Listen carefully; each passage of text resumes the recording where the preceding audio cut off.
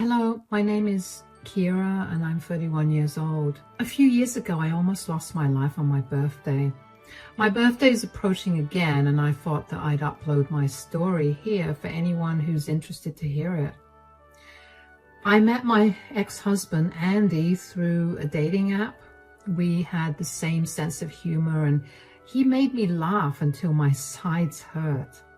We went on a few dates and gradually fell in love, and we dated for around 4 years before we got married. By this point, we were very well known and adored by each other's families. I was especially loved by Andy's parents, Carl and Marcy. They only had one son, Andy, and they'd always wanted a daughter. So whenever I went over, they'd treat me like I was a queen. My family was no different. They lived a little further away, about a 7-hour drive from our place, so Andy and I would visit them once a month or so. They adored Andy and spoiled him senselessly. The one person who loved Andy the most was my grandmother. She always asked to spend time with him, and Andy loved spending time with her too. They quickly became best friends, and it warmed my heart to see the two of them interact. But then one day, about 2 years into my marriage with Andy, I got a call in the middle of the night from my mom, who told me that my grandmother had passed away in her sleep. Up until then, my grandmother was in perfect health, so her sudden passing was shocking. Andy and I spent the next few days in my town, surrounded by my family. We were all hit pretty hard by the death of my grandmother, but Andy surprisingly was unfazed by the whole thing. He barely shed a tear, which a lot of people considered odd given his close relationship with my grandmother. I didn't question it because I figured that everybody had different ways of dealing with their grief, but after the funeral was over, we had a reading of the will. It turned out that my grandmother had saved up a lot of money and had made a bunch of smart investments throughout her life. The entire family got very handsome amounts of money left to them.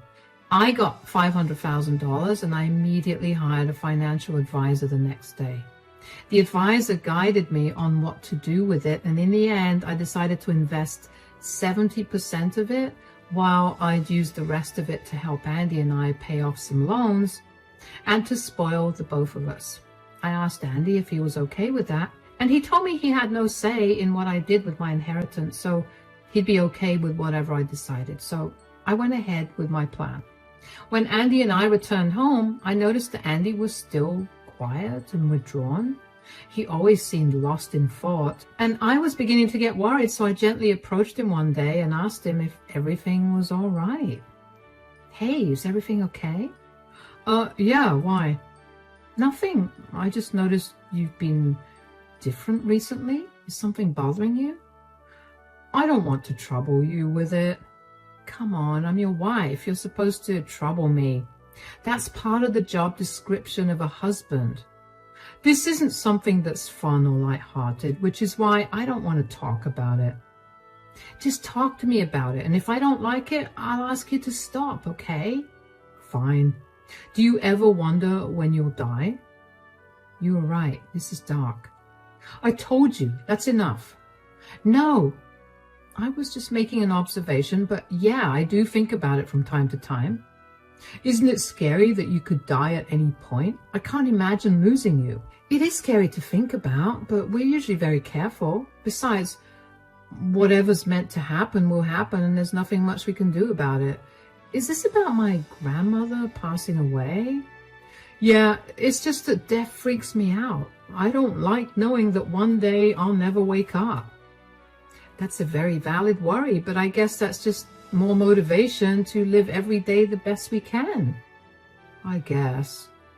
Do you think we should get our wills made? What? Yeah, I mean, if one of us suddenly passes away, we need to have our wills in place. Oh, you're being serious. My grandma's death really freaked you out, huh? Big time. But I was doing some research and realized that it would be best for us to make our wills way ahead of time. It's a great way to take care of your partner in case one of us passes away suddenly. Will doing that make you feel better? Yeah, but if you don't want to do it, we don't have to. No, we'll do it. But why don't we put that thought aside for a bit? Sure. Do you think that we could get it done next week? We'll see about it, darling. I need a definite answer so I can get things arranged for us. Whoa, okay, we can get it done next week. Calm down a little for me, please. Sorry. I just want this done so I can feel better. I'm a little too on edge about this whole thing. I get it. But for today, let's try to put it out of our minds, okay? Yeah, okay. It was kind of cute to see Andy all worked up about the concept of death at that time. I wasn't scared of it, nor did the topic plague my mind. I barely thought of it, but it made me feel nice that Andy thought of things like that and made the effort to find out the best things to do to ensure that his wife was well taken care of in case he lost his life. Of course, I didn't know the truth until much later, but I'll get back to this later. The next week was spent drafting our wills. Initially, I decided that I'd want to leave something for my parents, especially since I'd received such a large inheritance from my grandmother. But Andy was very much against that. I tried to compromise with him. I told him he could have 60% of my assets while my parents could get the remaining 40%. But Andy would not have it. I tried to fight him on it, but Andy refused to budge. He kept insisting that I leave everything to him. I felt very uneasy about the whole thing. I don't know how exactly to explain how I felt, but I felt like there was something very wrong. Andy had a crazed look in his eyes when he insisted that I leave everything I owned to him. I ended up doing what he wanted anyway because I figured that he was acting that way only because he was still freaked out about death. After we were done with our wills, it was like a switch had flipped in Andy and he was back to being his usual bubbly self. It was a little disconcerting to see him switch so fast from being moody and melancholic to bubbly and energetic. But I was just glad that he was no longer sad. Our lives resumed and returned to what they had been before, and then my birthday approached. I was not a big fan of my birthday because every birthday I've had, something bad has happened. The birthday before this birthday, I got into a minor accident, and the one before that, I lost my phone. So I was never too excited about my birthday. But this particular year, Andy was extremely excited about my birthday. The day before my birthday, Andy popped into my home office while I was wrapping up some paperwork to check in on me. How's the birthday girl doing? Andy, it's not my birthday till tomorrow. I know, but I'm excited, aren't you? Well, I don't typically enjoy my birthdays, and you know this. But seeing you excited for me makes me very happy. Good. Also, I'm really sorry that I've been freaking out the last few weeks. Death is just scary. I feel bad that I spent the weeks leading up to your birthday making you do things regarding death instead of reminding you of how grateful I am that you're alive and with me. Hey, it's okay. I get it. Death is not a light subject, and I kind of liked how cautious you got. It was a smart move to make our wills in case something went wrong. Don't worry too much about it. Even if you haven't spent the last few weeks celebrating my life, I'm sure you'll make tomorrow a great day. Of course, I will. Do you have any plans for tomorrow? Well, I'll probably meet with some of my friends for brunch tomorrow, but other than that, I don't have anything planned. Great, because I have planned something for us. Oh, what is it? I reserved a table at Dad's restaurant for your birthday dinner tomorrow. I asked Dad if I could customize the menu, and he agreed. So, tomorrow at his restaurant, there will be a dish called the Kiera Special, made not only for you, but for everyone to try. What? That's crazy. Oh my God, that's so cute and so cool. Am I the best husband or what? Definitely the best. My parents will be sitting with us for dinner too, but after we're done with dinner, the two of us could go on a long drive and stop by the beach to watch the stars. That sounds absolutely perfect. I'm excited to see Carl and Marcy again. It's been a while. Oh, they're ecstatic to see you. My mom won't stop trying to have a say in my planning for you. Of course, I'm not letting her because this is my gift to you. Oh, come on, let her do something too. Are you saying you don't like what I've planned so far? I'm kidding. I didn't mean that at all. I appreciate anything you do for me. You better mean that. Anyway, I have to go right now. Where are you going? I'm swinging by Dad's restaurant to talk to the chef about the Kiera special. It needs to be perfect for tomorrow. Okay, come back soon. I found Andy's enthusiasm kind of infectious, and I went from not really caring about my birthday to being excited for it. I was even more excited that we were going to be having dinner with his parents at Carl's restaurant. When Carl decided to open a restaurant a year after Andy and I got married, I was the first to show up and help him set up. His restaurant grew very successful. It was a fine dining adjacent restaurant. It wasn't entirely fancy, nor was it like a bistro. It was the perfect blend of the two, so it had a lot of business. Carl would often talk to me about the business, and I enjoyed listening to him talk about it, especially since Andy barely cared much for it. He was just happy that his father was happy. I was excited to spend my birthday at his restaurant because the food there was genuinely good, and I loved being able to support him on that day. The next day, Andy spoiled me with a lot of gifts and coffee from my favorite coffee shop. He had a bath ready for me and made it all romantic. He dropped me off at the place my friends were meeting me for brunch and then picked me up with flowers in hand. We got ready together for dinner, and when we got there, Marcy was already seated at our table. She greeted us and wished me a happy birthday before Carl came towards us and loudly wished me a happy birthday. Happy birthday, Kiera, sweetie. How's the birthday girl doing? Thank you so much, Carl. I'm doing great. I'm excited for dinner. I can't wait to see what you've prepared for me. Oh yeah, the chef wanted to meet you and wish you a happy birthday. Oh, that's sweet. Come on then. You could also see how the kitchen works. You were asking me about it the other day, so let's go. Come back soon. I'll be right back, honey. I didn't remember asking Carl how the kitchen worked, but I appreciated the fact that he thought I'd liked it. I walked with Carl into the kitchen where he then stopped me. Okay, I have to tell you something. Huh?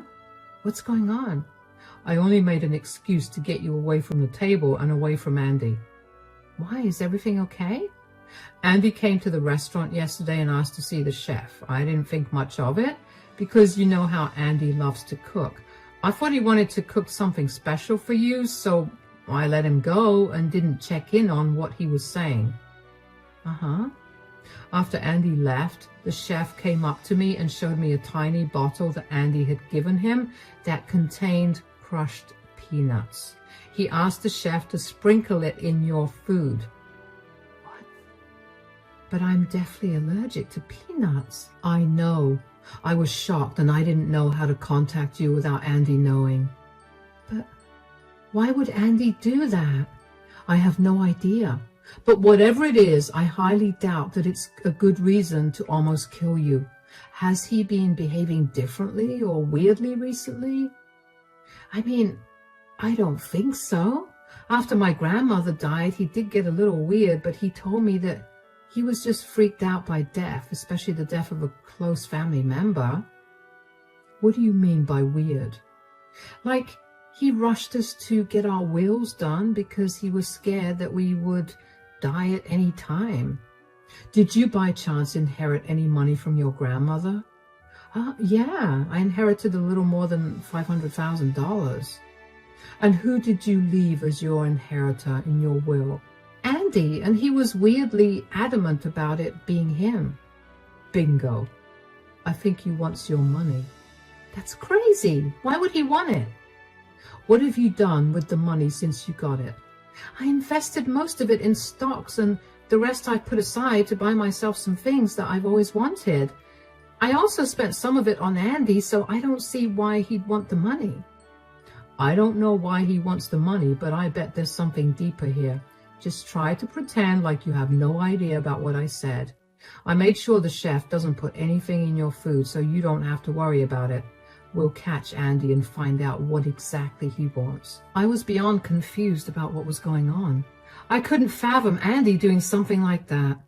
He just spent the whole day pampering me. Why would he try to hurt me like that? But he had gone out to meet with the chef the previous day, and this was the first birthday of mine that he'd been so affectionate and caring. I also didn't see any reason for Carl to lie to me or make up something so crazy. When our food came out, I tried to take a picture of the food to post on my social media, but Andy kept insisting that I take a bite of the food. I tried to laugh it off and told him that I wanted to take a pretty picture so that I could promote Carl's restaurant too. But Andy got weirdly aggressive about me not eating. I looked at Carl and he looked just as concerned as I was, so I decided to follow along with Carl's plan. I took a bite of the food, which, by the way, was delicious, but after a few seconds I pretended to have an allergic reaction. I started coughing and looking panicked. Andy looked almost manic, but Marcy was the first to be concerned for me. "Sweetie, what's wrong? Are you okay?" I don't know what's happening. My throat feels like it's closing up. "What?" "Andy, could you take my EpiPen out of my bag?" "Sure, it's not here." "What? It's not here? Oh my God." "What's going on?" "I think there were peanuts in the food." "What?" "Impossible. I specifically made sure that none of your food had peanuts in it." "Who cares? Right now, Kiara needs her EpiPen, and then she needs to go to the hospital. Call 911. I'll go back home to get the EpiPen." "Forget 911. I'll rush her to the hospital. The ambulance will take some time to come anyway. Come on, Kiara, let's go." Andy had left, and Carl and I got in Carl's car. We drove around the block and waited until we were sure that Andy had left. I couldn't understand why Andy thought that finding my EpiPen was more important than accompanying me to the hospital, but I tried to justify it with him being too panicked to think straight. Carl and I returned to the restaurant in time to see Marcy angrily marching towards the kitchen to yell at the chef. We stopped her in time and she was shocked to see us there. "Carl, what are you doing here? Is Kiara okay? Why aren't you at the hospital?" "Kiara's fine." "I'm here. I didn't actually have an allergic reaction to anything." "What? Why would you fake an anaphylactic allergic reaction? That's messed up, Kiara." "Calm down, darling. We needed to test something out." "You were in on her little app?" "I told her to do that. Yesterday, Andy handed the chef a vial of crushed peanuts to put in Kiara's food." "What? Why would he do that?" "That's what we wanted to test. His reaction seemed normal so far, so I wonder what he could have possibly wanted. Kiara and I thought that he was probably after her inheritance." "That's crazy. Why would Andy need Kiara's inheritance? And even if he did, couldn't he have just asked her?" "Yeah, that's what I was thinking too, because if he'd asked me, I would have readily given it to him. But he had been acting weirdly since my grandmother passed away, and that's why it's the only thing Carl and I could think of." "So what do you think he's going to do now?" "I have no idea, but I made sure to change all my bank account passwords so that he has no way to get into them." "That's great. Will you get a notification if he tries to log into your account?" "Yeah, I will. Oh, would you look at that? I got a message from my bank saying that I have only one more attempt to log into my account before they freeze it for a day." "Oh my God. What do we do? Andy literally tried to kill you, Kiara." "Let's call the police and go over to Andy and Kiara's home. We'll get our answers out of him before the police arrive. Come on, we don't have time to wait." We grabbed all of our stuff while Carl called 911 to inform them about our situation. The 911 operator asked us a lot of questions to make sure that Andy was not armed or able to hurt us in any other way. When Carl told her that Andy was not armed, the operator told us to keep Andy occupied at his current location until the police arrived. We got back home as quickly as we could. My heart was pounding. I couldn't believe that Carl's and my hunch were right. Why in the world would Andy need my money? And why did he have to plan this out so much? And more importantly, did he have to hurt me to get the money? My emotions kept swinging from confused to angry to scared.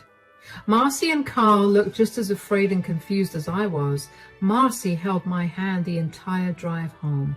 I knew exactly what she was feeling, but I couldn't comfort her in any way because I was just as confused as her. When we got closer to my place, we parked the car a little further away from my house. We then walked over to my house and I quietly let us in. I had Carl put his phone in his shirt pocket with the camera facing outward because I wanted to record our confrontation with Andy in case Andy tried to go back on his word later. I quietly looked through the living room and the kitchen and didn't find Andy there. The bedroom lights were off and the only other place he could have been was my home office. I quietly opened that door and saw Andy searching through all my things like he was desperately trying to find something. Eventually he noticed me. "Kiera, what are you doing here? I thought you'd be in the hospital." "That's what you wanted, isn't it?" "Dad, Mom, what's going on?" I think the more important question is, why were you trying to access my bank accounts? "What? I wasn't doing any of that. I was only searching for your EpiPen." "Save it, Andy. I can see which device tried to access my account and it shows yours. Why did you try to kill me to get into it?" "What are you talking about?" "Stop playing around, Andy. My chef told me about your plan to induce an allergic reaction out of Kiera on her birthday. He showed me the vial you slipped him and handed me the cash that you paid him to do it." "Why did you do it, son? Why do you need Kiera's money so bad?" "Oh, God, fine, I did it. I tried to hurt Kiera for her money. I'm in a really tough spot and I needed the money." "Tough spot? What kind of tough spot do you have to be in for you to have to kill me?" "I borrowed money from some dangerous loan sharks and I needed money to pay them back. I couldn't tell you because you'd be upset with me and you wouldn't give me the money." "You borrowed money? But why? You make more than enough money, and if you needed any extra money, you could have asked me. You didn't have to try to kill me." "I've been gambling. I accumulated quite a large debt because of it. I was too ashamed to tell you, so I went to these loan sharks that hang around the casino and I borrowed money. Now they're after me to return the money, but I don't have any. So, let me get this straight. You're in some horrible debt and have people after you for money. And instead of talking to Kiera like a normal person, you chose to poison her food with the one thing you knew would be deadly to her. I know I messed up. I'm sorry, but I was only doing what I had to." "Sorry is not going to cover anything. You don't even sound sorry. Do you know what your little stunt would have done to my business if you'd succeeded? I would be facing charges of negligence, so along with possibly killing your wife, you would have ruined your mother and my lives. All because you refused to communicate. You're a disgrace, Andy. I don't know where we went wrong with raising you, but I'm beyond ashamed to call you our son. Look, fine, I didn't entirely think the whole thing through. I'm sorry. Please, just don't let news of this get out. I'm already struggling and I cannot handle anything more." "You do realize that what you did was attempted murder, right? You're going to jail." "No, please, I'm sorry. I'll spend the rest of my life making up for it. I can't go to jail." "There's nothing you could do that would make up for putting my life in danger." "If you want, I'll leave you alone. Please, just let it go. Wait, what are those sirens? Did you already call the cops on me?" "You made me feel beyond unsafe today. You tried to kill me. What did you expect? That I just come home without any protection? How could you?" "No, Andy. How could you? I've never done anything to make you feel like you can't come up to me with your problems. There was no reason to put my life at risk. We could have talked through your problem instead of this. You were so worried about the loan sharks getting to you. Well, don't worry. In prison, they probably won't bother you. The police knocked on the door right after I was done making my point, and Marcy let them in. We showed them the recording of the conversation, and they arrested Andy immediately. Andy tried to fight them, but was sustained by one of the police officers. They took him to the police station, where we had to go and file an official report against him. The police officer recommended that I lawyer up because Andy was going to have to get tried in court for attempted murder. After all my work at the police station was done, Marcy and Carl bid me goodbye. When I got back home, I broke down crying. I couldn't believe what my marriage or my life had come to. That was definitely one of the worst birthdays I'd had. Why had Andy hidden something like that from me? Had I ever given him a reason to not come and talk to me? I'd helped him with many debts and payments, so why wouldn't I have helped him with his huge debt either? I would have been mad, but I still loved him, so I would have helped him out. I couldn't believe that my life would have ended if it wasn't for the honest chef at Carl's restaurant. I was racked with so much anxiety about the thought of Andy having planned this out for so long. Did he even struggle with the thought of trying to hurt me, or was he happy about it? How had Andy planned my birthday so happily in front of me while knowing that he planned to end my life that very day? I couldn't believe that I'd married a psychopath. Over the next few months, I kept having to attend hearings in court for Andy's attempted murder charge. Andy's lawyers tried to say that Andy never tried to kill me. He just planned to hurt me a little. They knew they couldn't take away the charge against him, but they could reduce it. But I had enough evidence to show that Andy had been meticulous about the consumption and use of peanuts in our house. He knew that even the smallest amount would have been fatal to me. The chef from Carl's restaurant also testified against Andy and confirmed that Andy was adamant about the chef sprinkling the peanut powder all over my food. After a lot of cross-questioning, Andy finally confessed to his attempted murder of me, and he was sentenced to 30 years in prison. I was relieved to know that Andy was going to suffer for what he tried to do to me. He could not hurt me again. I filed for a divorce immediately after that. It was tough to get that done too, but when the divorce was finalized, I felt like a free woman again. The last thing I did was edit my will. Knowing why Andy had made me write a will in the first place was scary, but I would not let him get everything I worked so hard for if something did happen to me. Carl and Marcy had actually been amazing to me during the whole trial process, and the three of us ended up becoming really close with each other through the thing. We were devastated that Andy was no longer going to be a part of our lives, but we knew that it was for the better that this was the case. All of us made sure that none of us were on Andy's calling list for prison because we wanted nothing to do with him. So I haven't heard anything from or about him. Honestly, I wouldn't have it any other way. In a way, I guess Andy did end up teaching me to actually enjoy every single day that I'm alive.